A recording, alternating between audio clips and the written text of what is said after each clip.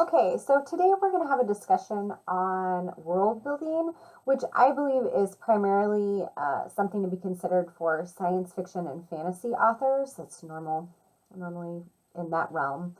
Um, so, if you are planning a fantasy or science fiction novel, the importance of world building and taking the time to research and understand how your world works helps to make the overall story more flavorful and realistic as well. You know, a good place to start is kind of mapping out your world. What does it look like? Is it a massive world? Is it very small? Are there vast oceans with like a chain of islands? What does that look like? And in order to do that, you do need to do a certain degree of research on that. And so it's important to understand kind of how natural processes and gravity affect the way that a world works. You know, you might want to have a decent understanding of plate tectonics if your world is similar to Earth in the fact that, you know, two plates collide and either one is subducted. Maybe it's creating some kind of volcanic activity, or maybe, you know, they're pressing together and they're creating a mountainous region. You know, if you're not using plate tectonics, then how do your mountains exist? Um, Also, something that I've noticed commonly on fantasy world building maps is that a lot of times, whenever we look at the rivers, whenever they're flowing from like a mountainous region, let's say, it gets, I see a lot of tributaries that kind of veer off on its way to a larger body of water, such as an ocean. In actuality, it is many tributaries coming from the mountainous region to converge and a larger river that, of course, it might branch out into a delta like area like it would in the New Orleans area. But for the most part, it's kind of the reverse of what most people think. But it's important to understand that whenever you're building your maps. I think in the most cases, with the exception of maybe having a space expedition, you know, gravity is a factor. And so that's something to consider whenever you're thinking about the flows of water and everything in the general topography. Your topography itself can be influenced by, let's say, weather patterns or vice versa. For example, typically, whenever we have a mountainous range, a very high mountainous range, there will be kind of a dry desert, the mountains, and then, you know, some fertile plains. The reason why is because as your weather front is approaching the mountain range, your clouds kind of go up and they condensate. So there's not a lot of water dropped on that side of the mountain range. But then whenever it comes over to the other side, there's kind of this deluge. There's a lot more water on that side. Just some things to think about whenever you are, you know, fleshing out your world.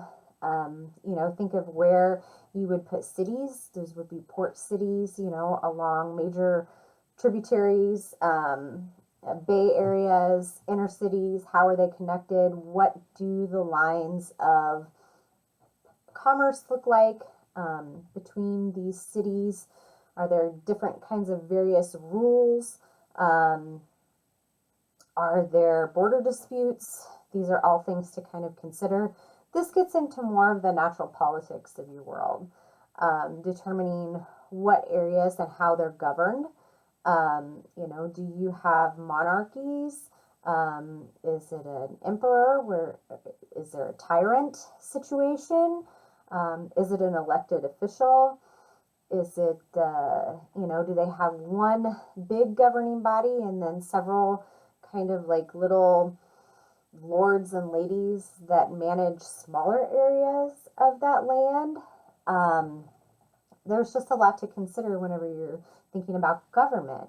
And that goes into the politics as far as, you know, what are the laws of this realm? Um, and how, if you break the law, what are the punishments? Are there harsh punishments? Is there any kind of rehabilitation? Is there any wiggle room? You know, in society, I mean, I've seen a few books recently, or I've read a few recently that, kind of if you have a lot of money or that you're highborn, maybe the courts look upon you favorably as opposed to somebody who's lowborn and they don't give you the time of day and you don't necessarily get a free trial or a fair trial and they throw you in prison. Things to consider. That's kind of the class and the societal structure. For example, how do they view men differently from women? You know, do they place more value on the male or the female? There are plenty of societies that are matriarchal in that, the women hold a higher role than the men and vice versa. So that interesting dynamic there can have a lot to do with it. Are there any kind of racial or ethnic diversity within your world? And how does that play out? Um, is there a lot of discrimination? Is everybody, pretty understanding of one another? How does all that work? So in that you need to just consider, what's the population of your world look like? Are they primarily all human? Do you have, different species, different races? How are they all viewed between one another? Can have a lot to do with how your world works and how it operates and how that affects the characters in your story. Um, like I said, the society and the gender roles could have a lot to do about how your character makes decisions. If you have a character that knows that they're not perceived as much importance in the society as another character, they may not speak out as much on certain issues, or they might, but that might bother them internally, and then you have an internal struggle for this character based on the parameters that you've set for your world. History can have a lot to do with it. History, maybe there is something that is back in history that's still affecting the world today, or it's just kind of top of mind whenever present day characters are considering certain actions. Maybe there's been something that happened in the past that makes them hesitant to move forward. And so that might have some bearing on the story itself, as the history of your world. Looking at some of my other notes, just daily life. That's another one. What does the fashion look like? What kind of entertainment? What are their hobbies? What kind of professions are there? Food and drink? What kind of music? Those are just everyday life things that could have a great impact on your character. And let's say your character has a hobby or they have a profession. It makes them more relatable, because us as real people, we all have hobbies and we all have, professions. And so it makes the characters more believable and the world more believable, and affects their interactions with other characters within the story. Religion is another one that has a huge impact on the story, or it can. Maybe I suppose you could have a world without any religion. It doesn't seem feasible because, everybody believes in something. You have a very primitive culture that sees the sun in the sky and they worship the sun. So I feel like people kind of inevitably reach beyond what we know and want to believe in a higher power. And so you have to decide in your world, how much does religion play in it? Is it a big part of the world? Does everybody worship the same God? Does everybody worship many gods? Are there punishments if you don't worship the gods, or maybe you don't do it correctly, or you break maybe the rules and the laws and the governance of your world is dictated by its religion, and it's very strict and stringent. So that could have create some conflict within your story that might be worth investigating. One of the biggest things to consider, and I think all fantasy authors take heart, is magic, your magic system. How does your magic work? That's something you need to consider. Is this something that they mix up in a potion, and so it's more like an alchemy? Is it something that they draw on the powers that surround them, the earth, the air, fire, water, that those elements supply the necessary energy in which to expend, magic? What are the origins of that magic, or are they even known? Um, who are most knowledgeable of magic? Is there some sort of reliquary somewhere that has all of these, books related to the magic of your world?